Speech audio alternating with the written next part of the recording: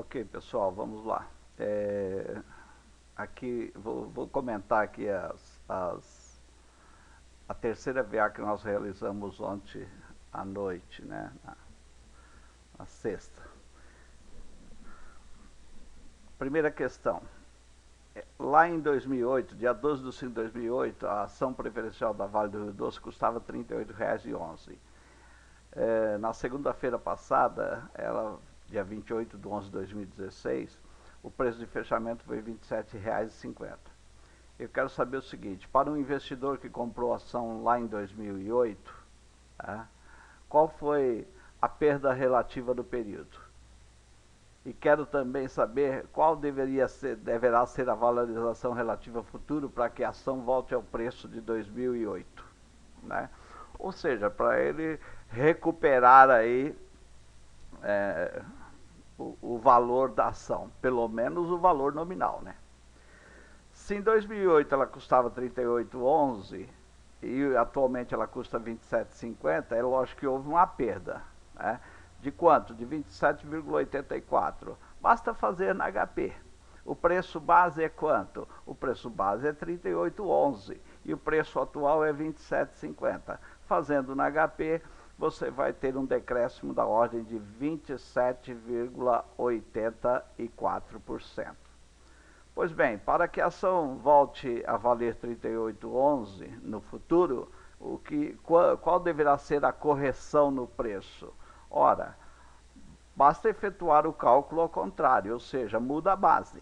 Eu tenho ela hoje por R$ 27,50, tá certo? Para ela voltar a valer R$ 38,11, é evidente que ela vai ter que ter um acréscimo da ordem de 38,58%.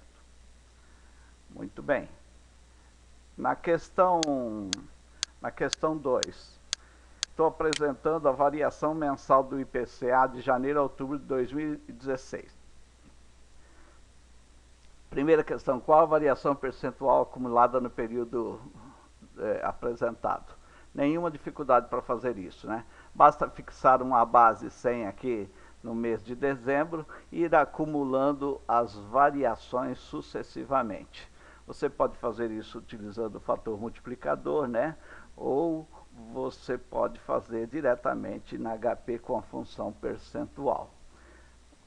Fixando a base, acumulando todas as taxas, você vai chegar a um índice 105,78. Isso quer dizer que a variação acumulada no período foi de 5,78. Na questão 2.2, o centro da meta de inflação, aí, segundo o governo, para 2016 é 4,5%. Bom, nesse caso, qual deveria ser a taxa média mensal nos últimos meses, ou nos últimos 2 meses, né? Está faltando novembro e dezembro, a fim de enquadrar o IPCA na meta anual. Olha, observe o seguinte, né? A meta é 4,5%, mas o acumulado já é 5,78%. A única possibilidade de se enquadrar na meta é você ter inflação negativa nos 2 próximos meses. É exatamente isso que eu quero saber. Qual deverá ser a taxa média mensal, tá? Nesses 2 meses subsequentes? Serão taxas negativas, evidentemente, para que você possa convergir para os 4,5%. Muito bem, fazendo direto na HP, eu estou lá em PV menos 105,78, que é o índice acumulado, tá certo? Eu quero que em dezembro esse índice fique em 104,5, que é a meta. Quantos meses eu tenho até lá? Novembro e dezembro, 2. É só pressionar e a taxa é menos 0,60687, aproximadamente menos 0,61.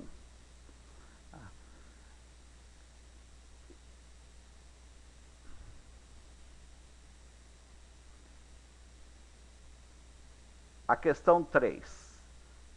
O salário de um operário passou de 1.500 em dezembro de 15 para 1.800 em outubro de 16.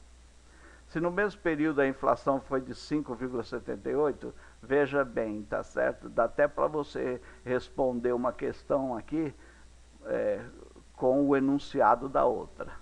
5,78% IPCA acumulado de janeiro a outubro de 16.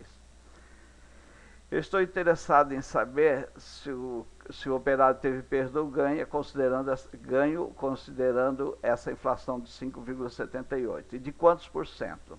Bom, se o salário tivesse sido reajustado simplesmente com base na variação acumulada do IPCA, 5,78%, ele seria de R$ 1.586,70, que é os 5,78 aplicado sobre o salário base, que é 1.500. Mas, na realidade, o salário dele em outubro é 1.800. Então, ele teve um ganho. Um ganho de quantos por cento? É só fazer. A base é 1.586, né? E o valor efetivo que ele está recebendo em outubro é 1.800.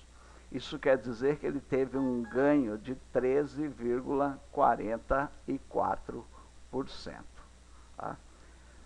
Observe que se eu estivesse pensando em termos nominais, seria de 1.500 para 1.800, seria 20%. Acontece que desses 20% eu tenho que descontar a inflação. E esse desconto é via deflacionamento, não é 20 menos 5,78. Tá? Em termos reais, portanto, o ganho foi de 13,44%. A tabela apresenta o valor nominal do aluguel de um imóvel em reais e a taxa anual de inflação medida pelo IGPM para o período 2010-2015. Está aqui o valor do aluguel que o camarada paga e está aqui a variação anual do IGPM. A questão 4.1 pede quais os valores reais do aluguel com base em 2015, ou seja, eu quero deflacionar os valores nominais. Então, é uma questão de deflacionamento. Ora, eu tenho variações anuais do IGPM, eu não tenho um deflator. Primeiro passo é criar um deflator na base anterior. Então, fixa uma base 100 e vai acumulando todas as variações anuais do IGP. Está aqui, ó, 117, 126 e assim por diante. Ok, isso já é um deflator, só que ele está com base em 2009 e eu quero valores reais na base de 2015. Então, eu tenho que mudar a base do deflator, ou seja, o 152,55 passa a ser 100. É uma regra de 3, você pode fazer diretamente com a função percentual total da HP. Se 2015 é 100, o IGP ou o deflator em 2010 é 72,97, 76,7 e assim por diante. Perfeito? Agora eu posso deflacionar, já que eu tenho os valores nominais e o deflator na base de 2015. Observe que na base o valor real é o mesmo, 2015 e 2.870. Nos outros anos, basta dividir o aluguel pelo deflator e multiplicar por 100. Ou colocar o deflator na forma decimal, que você já sai com o valor direto. E está aqui os valores, 2.466, 2.607, 2.721, 2.750, 2.818, fecha com 2.870. A questão 4.2 pede para calcular as variações percentuais anuais do valor real. Está aqui, ó, os valores reais para todos os anos, com base móvel de comparação. Muito bem, é só explorar o recurso da função delta percentual se for fazer na HP, ou pode fazer pela fórmula de índice simples. E ir comparando base móvel sempre em relação ao período anterior. E você tem aqui as variações anuais, 5,71, 4,35, 1,09, 2,47 e 1,82. É isso. A questão 5 é de estatística descritiva. Um estudo sobre o número de dias necessários para que 40 operários aprendam a manejar corretamente uma máquina estão apresentados na tabela abaixo. Está aqui, ó, 40 dados, né, com o número de dias que esses operários levaram para aprender a operar o equipamento. Agrupar os dados adotando 5 classes, ou seja, eu já estou identificando quantas classes eu quero, nem precisa calcular. Intervalo semiaberto à direita. Calcular os sumários, frequências simples, absoluta e relativa. Muito bem, você olha para a tabela e você vê que o menor tempo, tá certo, de treinamento foram 10 dias, o maior tempo de treinamento foi 25. Então a amplitude total é 25 menos 10, que dá 15. Como eu estou interessado em 5 classes, 15, que é a amplitude total dividido por 5, dá 3. Ou seja, cada classe vai ter tamanho 3. Está aí, ó, começando no 10. Primeira classe, de 10 a 13, intervalo semi-aberto à direita. Segunda classe, 13 a 16. Terceira classe, 16 a 19. Quarta classe, 19 a 22. E a quinta e última classe, 22 a 25, fechando o intervalo na última classe, já que o 25 é um valor observado. Aí é só fazer a contagem, você tem aí 3, 4, 6, 15, 12, um total de 40. Faz a frequência relativa, é só fazer 3 em relação a 40, dá 7,5%. 4 em relação a 40, 10%. 15%. 37,5%. 12 em relação a 40, 30%. Questão 5.2, com relação ao exercício dado. A meta estipulada pela empresa é que 50% dos operários aprendam a manejar a máquina em tempo inferior a 15 dias. Ok? Calcular a mediana e avaliar se este grupo está enquadrado na meta. Justifique. Bom, 50% todos nós sabemos que é a mediana. Tá certo? E aí nós vamos calcular a mediana, a fórmula está dado, eu preciso da frequência acumulada diretamente para estar identificando qual é a classe que contém a posição mediana. Então vamos lá, 3, 7, 13, 13 com 15, 28, com 12, fecha em 40. Então está aqui a frequência acumulada. A mediana é o valor que corresponde a 50% das observações, abaixo dele 50%, acima dele 50%. Então eu tenho que buscar n dividido por 2, ou seja, 40 dividido por 2 é igual a 20. E eu tenho que identificar o 20º indivíduo, ele se encontra em qual classe. Na primeira classe eu tenho 3, nas duas primeiras eu tenho 7, nas 3 primeiras eu tenho 13, nas 4 primeiras classes eu tenho 28, eu já passei pela 20ª. Então, seguramente a mediana está na 4ª classe, que vai de 19 a 22. É só substituir na fórmula. Limite inferior da classe que contém a posição, 19. Perfeito? Posição EM calculada, 20, menos o acumulado anterior, 13, dividido pela frequência absoluta simples da classe mediana. A classe mediana é a 4ª, a frequência dela é 15, está aqui. Vezes amplitude do intervalo de classe. Qualquer classe tem tamanho 3. É só fazer da 20,4 aproximadamente 20 dias. Justificativa. Segundo a meta, 50% dos operários deveriam aprender a manejar a máquina em tempo inferior a 17 dias. Então, eu observo que a meta não está sendo cumprida, pois 50% dos operários estão levando 20 dias aproximadamente para aprender a operar o equipamento.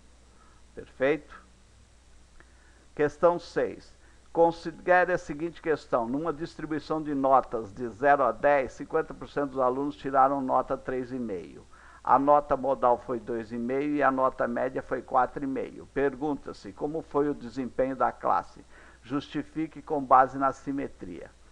Observe que a média 4,5 é maior do que a mediana. Ó, mediana, 50% tiraram nota 3,5. Então, 4,5 é maior que 3,5. A mediana, por sua vez, tá, é maior do que a nota modal. A nota modal é 2,5. Portanto, o que eu tenho é média maior que mediana, que é maior do que o valor modal. Desta forma, a assimetria é positiva. A média estará na cauda alongada da distribuição. Assimetria positiva, ou seja, eu tenho concentração em classes inferiores de nota, caracterizando que a classe teve um desempenho insatisfatório. Tá? A maior parte dos alunos estão nas classes menores. Perfeito? Sétimo, a folha de pagamentos de uma empresa decresceu 15% num determinado período de tempo. Por outro lado, o número de funcionários aumentou 10%. Pergunta-se qual foi a variação percentual dos salários dos colaboradores dessa empresa. Isso aqui é uma propriedade dos relativos. Tá? A folha de pagamento é valor. É dado pelo preço, ou seja, o valor do salário da mão de obra, multiplicado pela quantidade de colaboradores que a empresa tem, ou de funcionários que seja. Então, índice de valor é igual a índice de preço vezes índice de quantidade. É evidente que se eu estou interessado em obter